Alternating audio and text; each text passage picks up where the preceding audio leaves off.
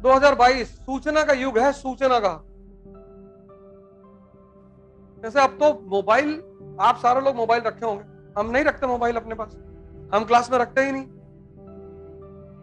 आप कहीं भी पता कर लीजिए, मैं क्लास लेने आता हूं तो मैं मोबाइल अपने साथ नहीं रखता। मैं मंदिर के अंदर जा रहा हूं, मैं मोबाइल लेके नहीं जाऊंगा। हाँ, मैं मूवी देखने जा रहा हूं तो मोबाइल लेके बैठूंगा मैं।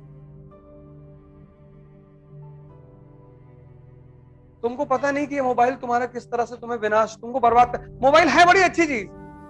अब जैसे मुझे इकोनॉमिक सर्वे पढ़ने की जरूरत नहीं होती, देश के बड़े बड़े इकोनॉमी के टीचर हैं, सबका लेक्चर अपलोड हो जाता है यूट्यूब पे। इकोनॉमिक सर्वे आया, 10-12 टीचरों ने समझाया उसको, सुन लीजिए। कितनी यूजफुल चीज है।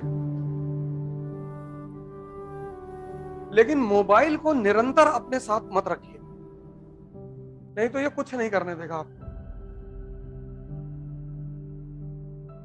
इसकी एक बड़ी खतरनाक आदत है, वो आपको अभी एहसास नहीं होगा। ये आपकी जो कंसंट्रेशन की क्षमता है ना, उसको मार देगा। फिर कुछ भी करोगे, कुछ भी करोगे, कंसंट्रेशन एक बार खत्म हुआ, मतलब टूटा, बिखरा, उसको दोबारा बनाना बहुत मुश्किल काम। दुनिया में अगर मन की स्थिरता को चेक करना है तो आदमी को किताब दे दो।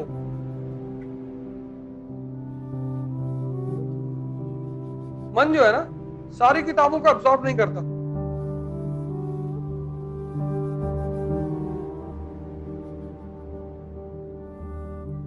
किसी के मन की स्थिति चेक करनी है, उसे किताब दे दो।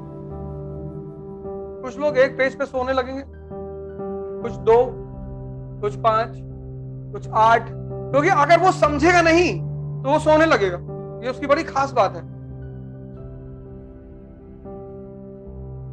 इसलिए आज लोगों के लिए किताब पढ़ना बहुत मुश्किल हो गया है।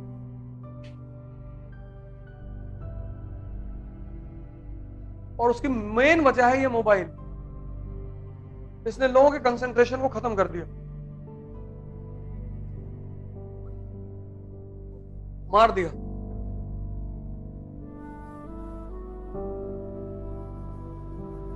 लाइब्रेरी मूवमेंट में क्या होता था?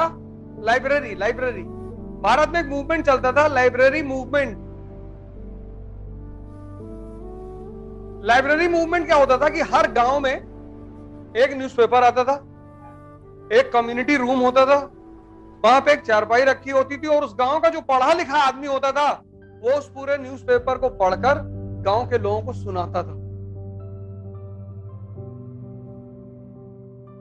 4-5 गांव के लोग मिलकर आते थे सुनने के लिए। यह परंपरा आज भी जारी है इस देश में। सुबह 6 बजे लोग चाय की दुकान में पहुंच जाते हैं, और जितना अच्छा करंट अफेयर उनका है उतना तैयारी करने वालों का नहीं, क्योंकि न्यूज़पेपर को तैयार करने का एक ही तरीका है, ग्रुप। ये जो छोटी छोटी चाय की दुकानें बनी थी, यही तरीका ही था न्यूज। आज भी गांवों में प्रथा, आज भी शहरों में भी है कि सुबह 6 बजे लोग आ जाते हैं घर से, और एक आदमी पेपर पढ़ता है, और फिर 4 लोग बैठ के एनालिसिस करते हैं। और जितने गांव के आदमी को यूक्रेन और रूस के बारे में इंफॉर्मेशन होगी, उतना इस क्लास में बैठे हुए लोगों को नहीं होगी। कौन सी पनडुब्बी डूबी है, उसकी खासियत क्या थी, सब बता देंगे वो, क्योंकि 6 से 10 बैठना है दिन भर। सुबह 6 बजे एक चाय ले ली, बैठे हुए, और 4 लोग रूस की तरफ से हैं, 2 यूक्रेन की तरफ से हैं। यार जेलेंस्की बहादुर जो है ना, डटा हुआ है, दूसरी पार्टी करेगी, मार रहे हैं सब पटक के। वहां ऐसे थोड़ी बहस होती है, वहां तो लीगल भाषा में होती है। आजकल तो मारपीट भी हो जाती है।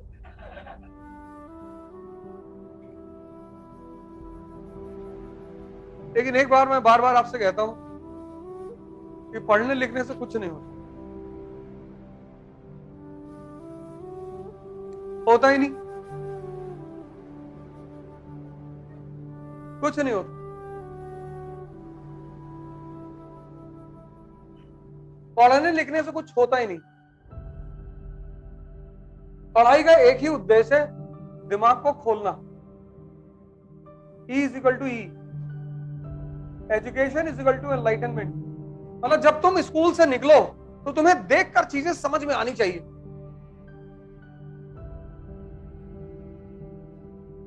अगर तुमको चीजें देखकर समझ में नहीं आती तो पढ़ने से कोई फायदा ही नहीं। कुछ नहीं होता पढ़ने से, कुछ होता ही नहीं। पढ़ने का एकमात्र उद्देश्य है दिमाग को खोलना। पढ़ना नौकरी के लिए नहीं होता है। इस देश ने एजुकेशन को एम्प्लॉयमेंट बना दिया। पढ़ना मतलब नौकरी।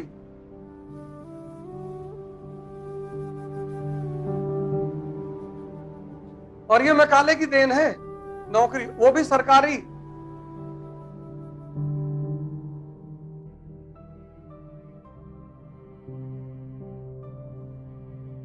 बाईस साल का लड़का यहाँ डिप्रेशन में, 22 ईयर्स, 19। इसीलिए जानवर की जो योनि है वो निकृष्ट योनि मानी गई, क्योंकि वहां उत्थान का कोई रास्ता नहीं। जानवर इंद्रियों पर पैदा हुआ, इंद्रियों पर मरेगा।